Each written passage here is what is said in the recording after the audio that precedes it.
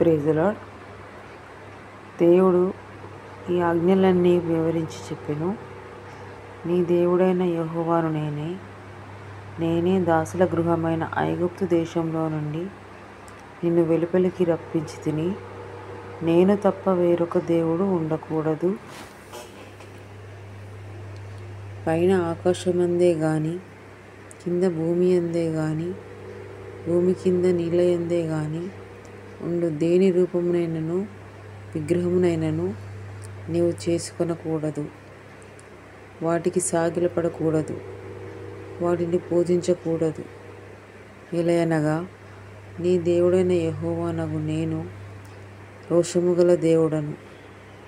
నన్ను ద్వేషించు వారి విషయంలో 3-4 తరముల వరకు తండ్రుల దోషమును కుమారుల మీదికి రప్పించుచు, నన్ను ప్రేమించి నా ఆజ్ఞలను గైకొనిన వారిని 1000 తరముల వరకు కరుణించువాడినై ఉన్నాను.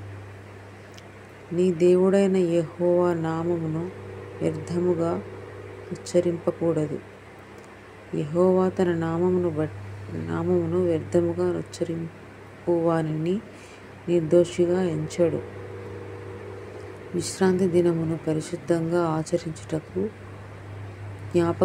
ఉంచుకొనుము. 6 దినములు నీవు కష్టపడి నీ పని అంతయు చేయవలెను. 7వ దినము నీ దేవుడైన యెహోవాకు విశ్రాంతి దినము. దానిలో నీవైనను, నీ కుమారుడైనను, నీ కుమార్తె అయినను, నీ దాసుడైనను, నీ దాసి అయినను, నీ పశువైనను, నీ ఇళ్లలో ఉన్న పరదేశి అయినను ఏ పనియు చేయకూడదు.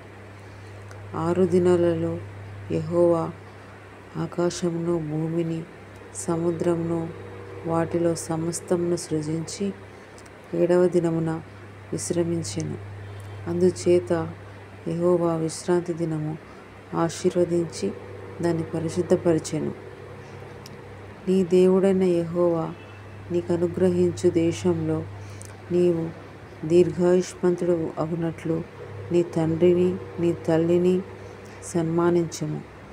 నరహత్య చేయకూడదు, వ్యభిచరింపకూడదు, దొంగిలింపకూడదు, నీ పొరుగువాని మీద అబద్ధపు సాక్ష్యము పలకకూడదు, నీ పొరుగువాని ఇల్లు ఆశింపకూడదు, నీ పొరుగువాని భార్య అయినను, అతని దాసినైనను, అతని దాసినైనను, అతని ఎద్దునైనను, అతని గాడిదనైనను, నీ పొరుగువాని దేనైనను ఆశింపకూడదని చెప్పెను.